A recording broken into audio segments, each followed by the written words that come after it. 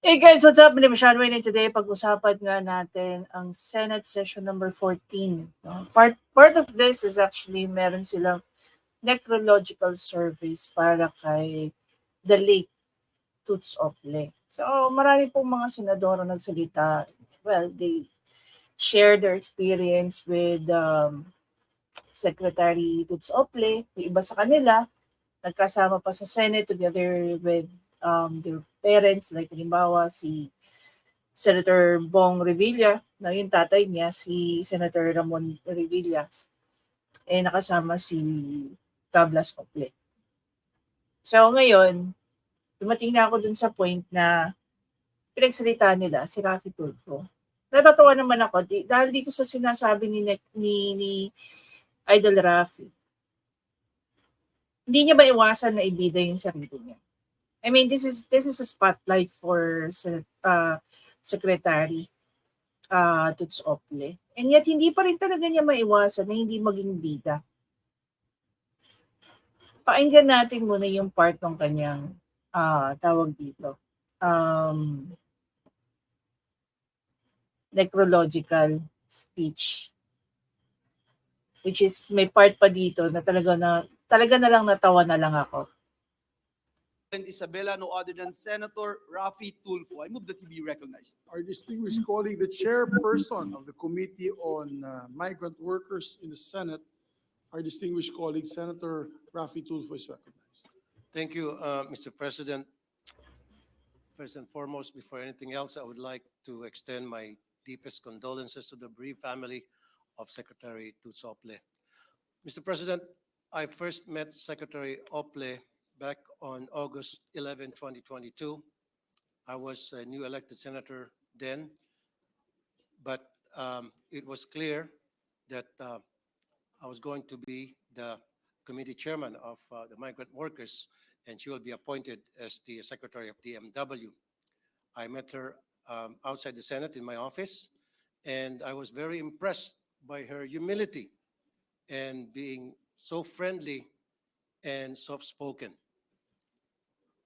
In the 30 minutes that we sat down and spoke, napansin ko yung kanyang pagiging very attentive and focused sa aming mga pinag-uusapan, and not once na kinontra niya po ako sa aking mga suwestyon, bagamat napakalawak po yung kanyang karanasan pagdating po sa mga OFW, and she knows and she knew na napakahaba din po ng aking karanasan sa mga OFW, but never na kinontra niya ako. I learned a lot from her, and she learned a lot from me.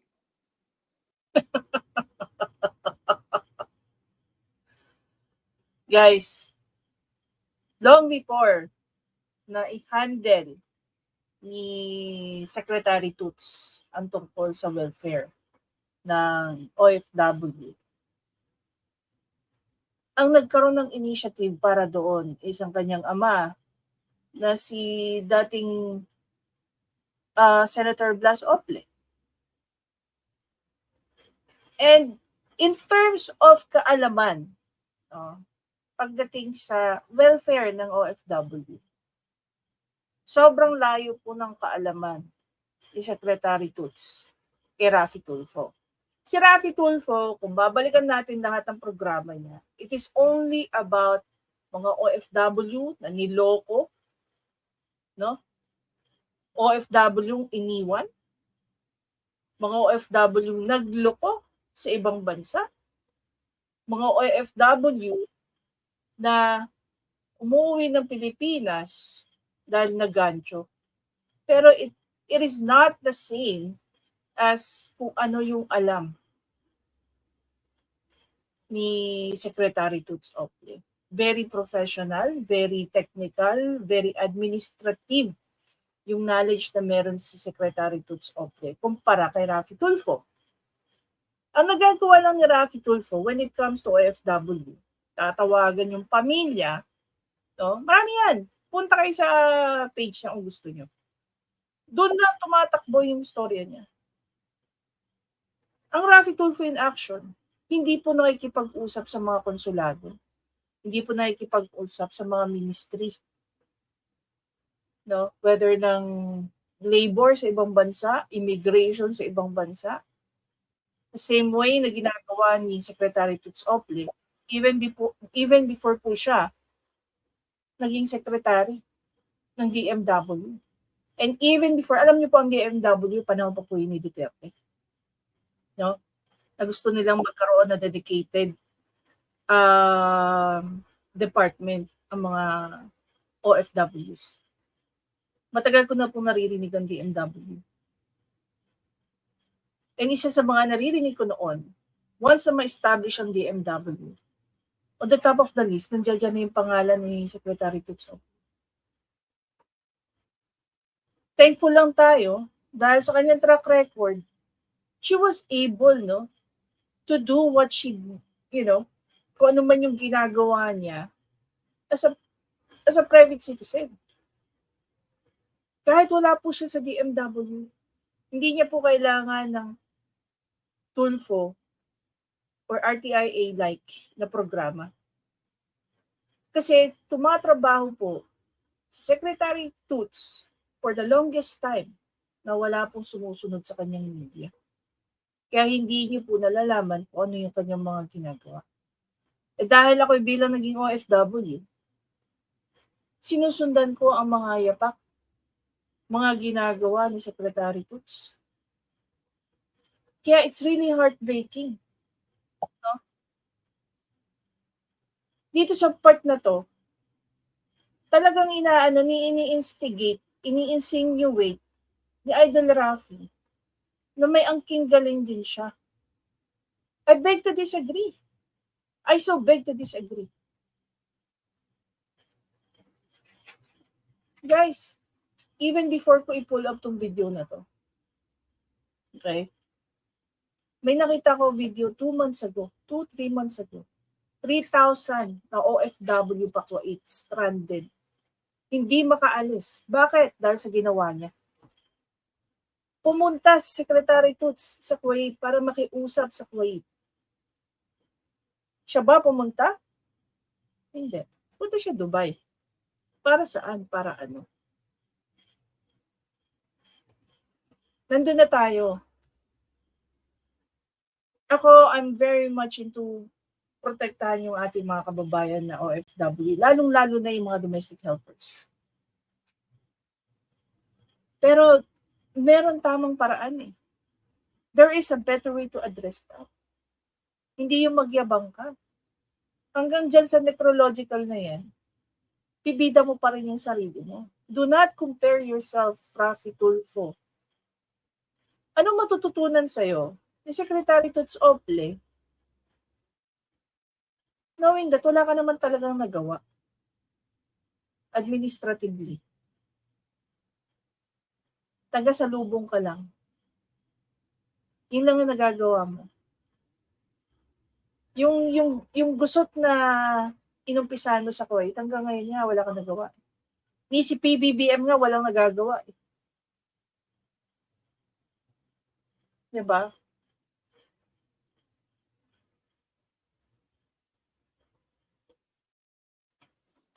Mr. President, in my 1 year of serving as chairman of the Committee on Migrant Workers, I have seen the passion Secretary Toots Ople had for our dear migrant workers. She was very hands-on in handling the cases of our migrant workers that needed rescuing in other countries. This came from her years of fighting for our laborers and migrant workers. When I was just a newly elected senator, she was one of the officials that I consulted with regards to the policies that I want to lay down in the Senate. And at that point, I saw that she was an ally in advocating for OFWs. Mr. President, I was fierce in monitoring the activities of the DMW. I did not always see eye to eye with Secretary Toots, but she remained professional about it. She was focused on her advocacy. She listened to suggestions and made sure to update me of what was happening in the concerns that I have raised in her agency. Instead of being proud and resist our criticism, she took it as a way to move the DMW forward to what the Congress intended to be. Oh, wow. So parang lumalabas ngayon, dahil kay Raffy Tulfo, kaya nagkakaroon ng structure ang DMW. Another thing that I beg to disagree. Diba? I honor Secretary Tutsople for her heart for OFWs and sincere advocacy for their plight. Maraming salamat, Secretary Tuts, sa maiksing panahon ng iyong panunungkulan. Marami po kayo napabagong buhay ng ating mga OFW. Marami po ako natutunan sa inyo. Maraming salamat sa iyo. Rest in peace. Maraming salamat, Mr. President.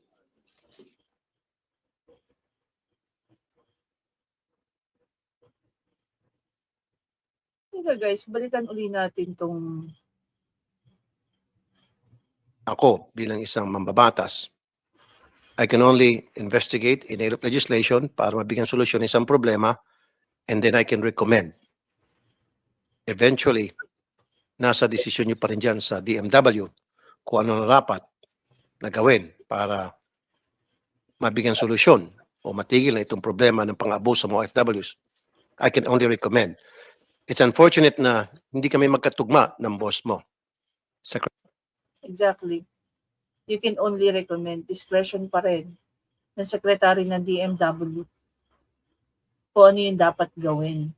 Tandaan mo, sana maintindihan nito ni Tulfo na there's a separation of powers which was discussed yesterday sa isa kong video. No? Hindi nyo pwedeng ipilit yung gusto nyo mangyari kasi maraming consideration ang kailangan gawin. Hindi porket naisip ni Raffy Tulfo, dapat niya nang gawin. Diba? Kung marami talagang alam si Raffy Tulfo sa ginagawa niya, no, maliban sa mga pumupunta kay Raffy Tulfo, dahil nagre-reklamo lang yung mga asawa, at yung mga asawa nilang nasa abroad ay may mga kabet at hindi na nagsusustento. Those are two different topics.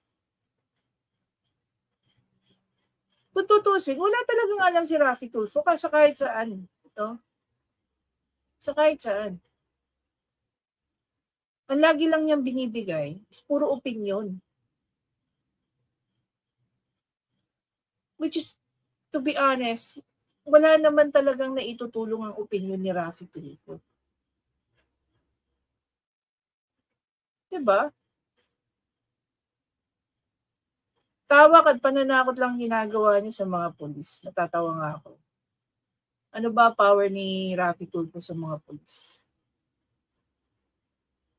Wala. Secretary Tutsople. I was expecting na yung puso niya ay para sa mga OFWs because I thought mahaba yung kanyang karanasan. Exactly. Siya na rin na nagsabi doon sa necrological speech niya, na mahaba ang karanasan ni Secretary Tuts Ople. Tapos dito, sasabihin niya, akala niya, marami. Diba? So, alin ang totoo doon? Alam niya ba o akala niya? Alam niya ba o hindi niya alam? Sa pagtutulong sa mga OFWs. Masama ang loob ko kay Secretary Tutsople because when I declared nung nandoon, first day, first night, nandun yung family niya, hinihintay namin yung ataol. And I said, I want a deployment ban. Kinontra niya ako. I was only suggesting. Mismo si Raffy Tulfo, no, going back sa performance. Bakit ito importante para sa ating lahat? Okay, lalo-lalo na sa mga OFW. Dahil sa ginagawa ni Raffy Tulfo, nagkakaroon po ng problema ang isang OFW o grupo ng OFW or isang community ng OFW na nakaresidente sa isang bansa. Halimbawa na lang, balikan natin yung pinag-uusapan natin tungkol dyan sa Kuwait. Paano kung meron isang pamilya sa Kuwait at ang isang anak nila nandito sa Pilipinas gustong pumunta ng Kuwait only because of what Kuwait did? Makakasama pa nila pamilya nila? Something that, many of you must and have to understand. Pag isa kang OFW, okay? Pag isa kang OFW, sabi nga nung brother-in-law, parang ano yan eh, hila mo buntot mo. Kung ano yung actions mo at results ng action mo, mananagot ka doon. Kung halimbawa dito sa nangyari kay Ranara, I'm not saying na isa siyang, you can say whatever you want. But the thing is, kung ano man yung ginagawa mo bilang isang Pilipino sa ibang bansa, pag alam mong alanganin ka na, umalis ka na. Hindi lang po ito ginagawa ng mga domestic helper. Kahit po mga kapwa ko, nasa corporate ladder, pag hindi na kami masaya sa employer namin, nilalayasan po namin sila. Umaalis po kami. Akala nyo ba hindi namin nararanasan ang nararanasan ng mga OFW na nagtatrabaho sa bahay? Marami rin po nagtatrabaho sa corporate. Ang hindi po sumusweldo ng tama at oras. Alam niyo ba kung gaano karaming employer ang inalisan ko dahil lang hindi ako pinapasweldo sa tamang oras? 3. 3 company. Ang malaki ang mga utang sa akin dahil hindi ako pinapasweldo. Maswerte lang ako kasi nag-iipon ako. May mga naiipon akong pera.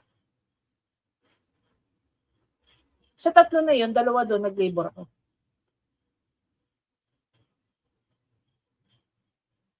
Kasi ayokong gambalahin ang gobyerno ng Pilipinas.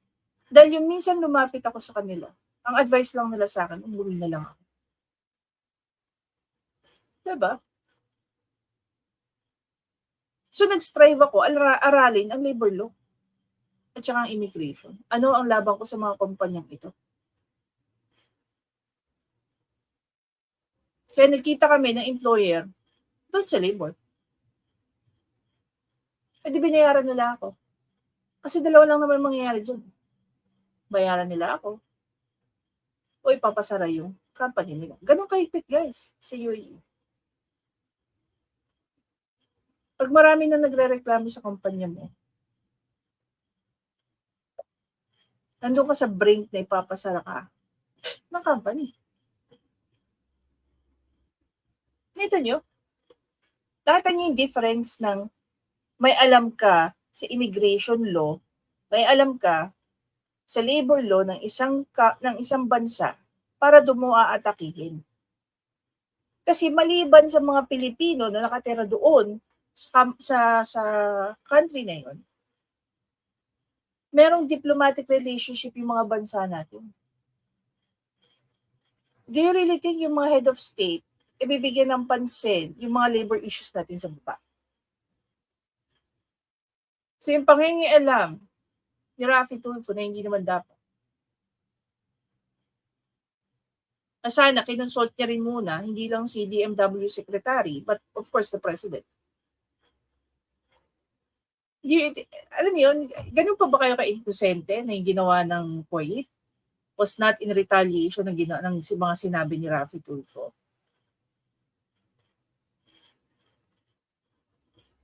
Diba? Ngayon ang tanong ko, bakit hanggang ngayon walang nagagawa? Walang ginagawa si Raffy Tulfo para ayusin yung naging problema sa Kuwait. So, sino ngayon na nagsasuffer? Gaano karami ngayon na nagsasuffer? May isang namatay. Pero ilang libo ang namamatay ngayon sa gutom. Dahil hindi na po makabalik ng Kuwait o hindi makapunta ng Kuwait. Isang pagmamaepal is equal sa ilang bibig ang hindi kumakain.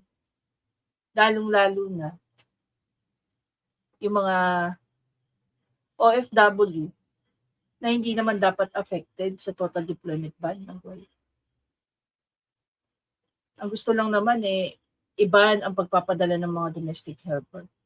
Ang ending, hindi lang po domestic helper. Alam mo, another thing lang na gusto ko i-share sa inyo, no? Since marami tayong kaibigan na taga Sri Lanka. Alam niyo po, napakahigpit po ng Sri Lanka sa pagpapadeploy ng domestic helper. Dahil ayaw nga nilang maranasan, no, ng kanilang mga nationals ang nararanasan ng ibang Asian nationals na nagtatrabaho as domestic helper sa Middle Eastern countries. Bakit ko alam? Dahil mahirap po. Dahil alam ko, yung mga ganyang bagay, ikinikwento po sa akin ng kaibigan ko Sri Lanka. Apart from that, nung nagtrabaho po ako sa isang recruitment agency, may mga request na gusto nila ng Sri Lankan domestic helpers or household workers. Doon mahigpit talaga sila. Dahil kailangan mong kumuha ng permit mismo sa gobyerno. Hindi po sila basta-basta nagpapaalis. Hindi sila kasi higpit in terms na may PIDOS dito, gaya dito may PIDOS tayo. Doon wala namang PIDOS. It's just that pag natanggap mo na yung employment visa mo for domestic helper, hindi ka nila paalisin. Ganon doon. Ganon nilang sinisecure ang kanilang mga nationals. I don't know. That was way back years ago. I don't know ngayon kung ganon pa rin. Diba? Hanggang sa huli, gusto ni Raffy Tulfo, siya yung bida. Kahit anong gawin mo, Raffy Tulfo, hindi mo masasapawan si Secretary Tutsotle. Gaya ng sinabi ko earlier, yung knowledge ni Secretary Tuts is beyond what you know and what you experience. Diba? Sana hindi ka na lang nagsalita. Sana nanahimik ka na lang. Or sana nagpasalamat ka na lang. Hindi ko kailangan mong ibida sa amin. We know, kami mga OFW, we know that. And definitely, kung anong alam mo, mas alam ko pa. Dahil hindi lang ako based on experience. But because at some point in my life, yung mga kapwa ko Pilipino sa loob ng UAE, tinulungan ko sila kung paano nila maayos ang kanilang mga papeles. At hindi lang po mga Pilipino, paulit-ulit ko na itong sinasabi. Pati ibang lahi, kahit paano natutulungan natin. And yung pagtulong ko sa ibang lahi, nadadala ko yung pagka-Pilipino ko. Na natutuwa sila sa mga Pilipino. Dahil kahit tumutulong ako, hindi ako humihingi ng bayad. Diba? Hindi ko po binivideo, hindi ko po pinakikita. Kasi yun yung tunay na pagtulong. Gaya ng ginawa ni Secretary Tutsople. Yun na ng tunay na pagtulong. Actually, I'm planning to reach out sa Blas Ople Center. Paano ako maging volunteer sa kanila. Gusto kong sundan ang yapak ni Secretary Tutsople. Hindi ito para sa sarili. Para sa mga pobre nating mga kababayan ng OFW. Kung ano ang pwede nating maitulong sa kanila. No? Sana pinalagpas mo to. Itong araw na to para kay Secretary Tutsople. Idol Raffy. Sana ibinigay mo na lang sa kanya. Yung araw na to. Na hindi mo kailangan maging bida sa necrological speech mo. Diba? Anyway guys, again, maraming salamat sa panonood. Please don't forget to subscribe, like, and comment. Kung kayo ba ang tatanungin, sa tingin nyo ba talagang malaki ang nagawa na ni Raffy Tulfo? Mahigit 1 taon na po siya sa Senate. May nagawa po ba siyang mga batas or kahit anong bill na makakatulong po sa ating mga kababayang OFW? Sa tingin nyo, gaano kalalim ang alam niya sa mga issues, problema ng mga OFW sa ibang bansa? Ano pa ang mga dapat gawin para sa mga OFW? Diba? Imagine niyo, for the record lang, even before mag-pass away si Secretary Toots Ople, kinausap niya si PBBM na sana mailibre na po sa mga OFW na rehire ang OEC. Isa rin si Secretary Toots sa mga tao na nag-digitalize ng app ng DMW.